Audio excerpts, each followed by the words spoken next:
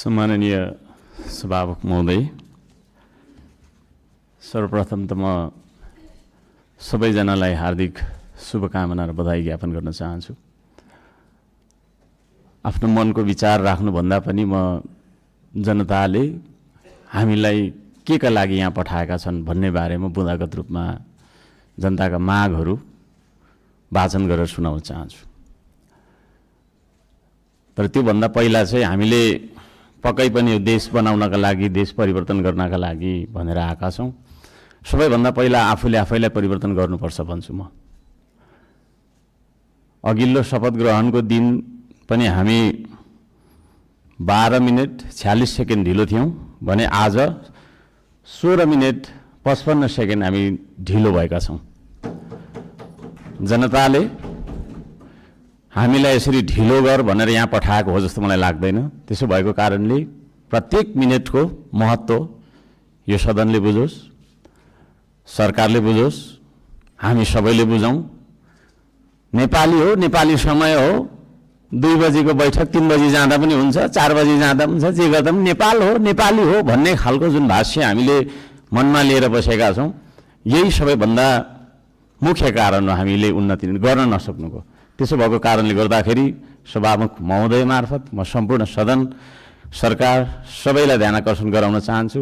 आउँदा दिनमा हामी बैठक सुरु हुनुभन्दा थोरैमा पनि 5 मिनेट अगाडि उपस्थित हुनुपर्छ। म यो माग राख्न चाहन्छु। हामी विभेदको अन्त्य गर्छौँ भनेर यहाँ भनिरहेका छौँ। भर्खरै पनि पूर्ववक्ता माननीयज्यूहरूले थुप्रै कुराहरू राख्नुभयो, आफ्नो मनको कुराहरू। तर यहाँ यही सदनभित्र पनि विभेद भइरहेको छ।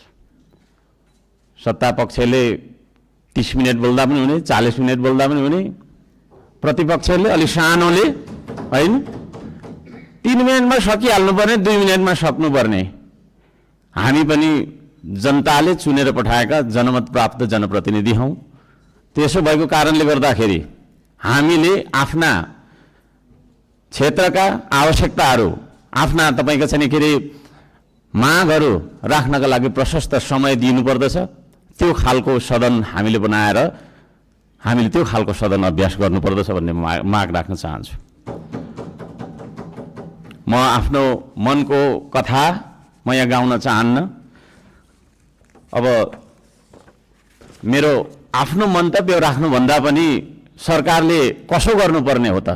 हिजो इतिहासमा हामीले के गर्यौँ, कसले के गर्यो, कुन नेताले के गर्यो, कतिको तपाईँको हामीले सङ्घर्ष गऱ्यौँ, के गर्यौँ भनेर नआवश्यक छ जस्तो मलाई लाग्दैन।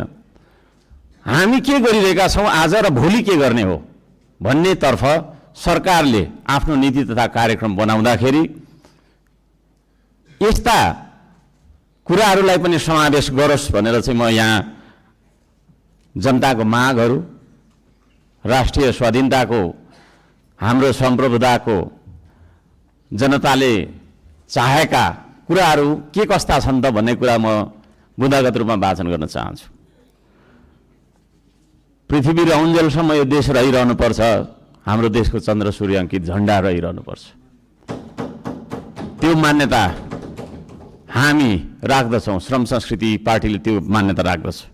त्यसो भएको कारणले गर्दाखेरि देशको स्वाधीनता, भू राजनैतिक सन्तुलन र असंलग्न परराष्ट्र नीतिलाई बचाइराख्न सैन्य रणनीति उद्देश्यका साथ सुरु गरिएको असमान राष्ट्रघाती व्यापारिक सन्धि सम्झौता एमसीसीलाई खारेज गर्नुपर्दछ भनेर म माग गर्न चाहन्छु।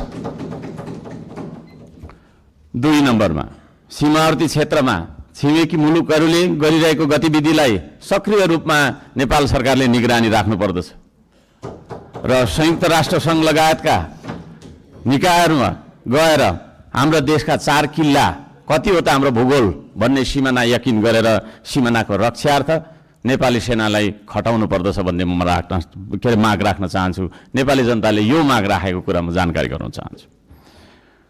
जनताले सोझै चुन्न पाउने प्रत्यक्ष कार्यकारीको चुनाव गर्नेतर्फ सरकारको नीति तथा कार्यक्रम अगाडि बढोस्।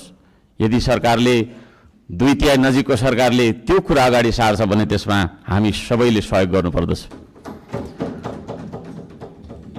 नम्बर 4, जेनजी आन्दोलनमा डिस्कोड चलाएर जेनजी बालबालिकाहरूलाई स्कुल ड्रेसमा आन्दोलनमा बोलाउने, शान्तिपूर्ण आन्दोलनलाई भड्काएर हिंसात्मक बनाउने, आन्दोलनमाथि अन्धधुन्ध गोली चलाएर दमन गर्ने, 23 गतेको घटना घटाउने, साथै 24 गते सिंहदरबार, संसद भवन, सर्वोच्च अदालत जस्ता सरकारी भवनहरू जलाउने कृत्य गर्ने मान्छेहरूलाई पनि तपाईँको चाहिँ के अरे कारबाहीमा ल्याउनका लागि उच्च स्तरीय छानबिन समिति आयोग गठन गर्नका लागि हामी माग गर्दछौँ। 5 नम्बर, सम्पत्ति छानबिन तथा शुद्धिकरण अभियान सुरु गर्नुपर्दछ। सबैभन्दा पहिला अहिले सरकारमा रहेका मन्त्री परिषदका सम्पूर्ण मन्त्रीहरू, सांसदहरू, हामी सबैजना सबैको तपाईँको चाहिँ के अरे हाम्रो सम्पत्ति छानबिन हुनुपर्दछ। हामीबाट सुरु गर्नुपर्दछ त्यो चिज, किनभने हामी नियम कानुन बनाउने भने हामीबाटै त्यो कुरा लागू भएर जानुपर्दछ। हामीले बनाएको नियम कानुनले अरूलाई मात्रै ठ्याङ्ग्रोमा कस्ने खालको व्यवहार हामीले गर्नु हुँदैन भन्ने माग राख्दछु। शिक्षालाई जीवनोपयोगी बनाउनु पर्दछ। उत्पादन, निर्माण र आविष्कारसँग जोड्नु पर्दछ शिक्षालाई। शिक्षा भन्ने बित्तिकै कथा पढ्ने विषयवस्तु होइन, त्यो भन्ने बित्तिकै उत्पादन, निर्माण र आविष्कारसँग जोडिनु पर्दछ भन्ने हाम्रो माग हो। त्यसतर्फ सरकारले ध्यान दियोस्। हप्तामा 3 दिन मात्रै थ्योरी पढ्दाखेरि हुन्छ, 4 दिन विद्यार्थीले उत्पादन, निर्माण र आविष्कारसँग जोडेर क्रियाकलापहरू गर्न सक्नुपर्दछ। त्यो खालको जीवनोपयोगी शिक्षा लागू गरिनुपर्दछ भन्ने हामी माग राख्दछौँ।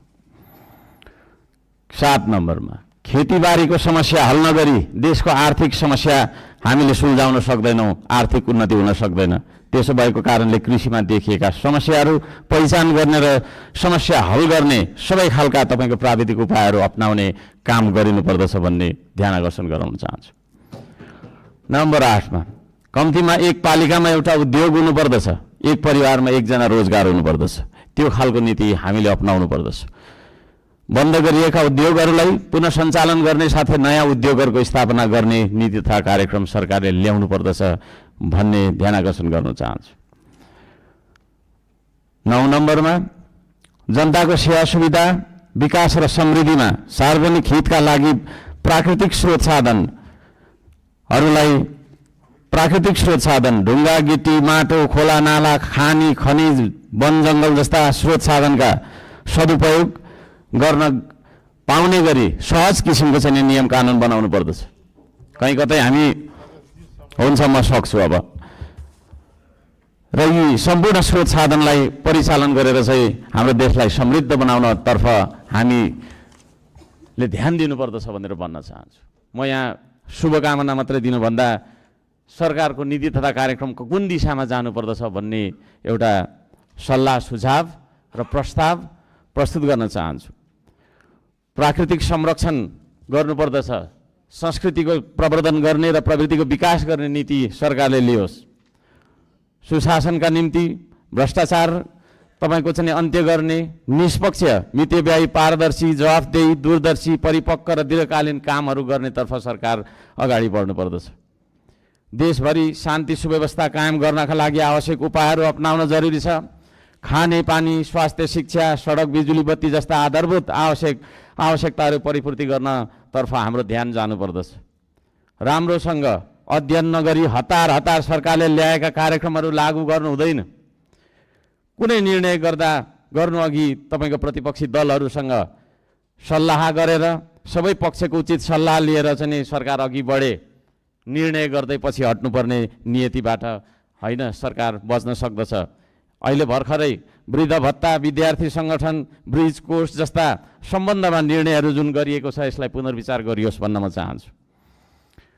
वृद्ध भत्ताको समयको मापदण्डलाई जुन फेरबदल गर्ने भन्ने कुराहरू आएको छ कार्यसूचीमा, त्यस्ता कुराहरूमा सरकारले ध्यान दिएर मात्रै अगाडि बढ्दाखेरि राम्रो हुन्छ भन्ने माग राख्दछु। सुकुम्बासी भन्दै नागरिकको बासको अधिकारलाई खोज्दै डोजर चलाउने, राज्य आतङ्क फैलाउने चलनको अन्त्य गरियोस्। म त्यो भन्न चाहन्छु। जनताको घर टहरा भत्काउनु हुँदैन।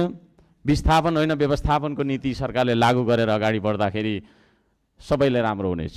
दशकौँदेखि बस्दै आएका भूमिहीन सुकुम्बासीहरूको स्वामित्व दिने गरी लाल पूर्जाको व्यवस्था गरोस् भनेर पनि म भन्न चाहन्छु।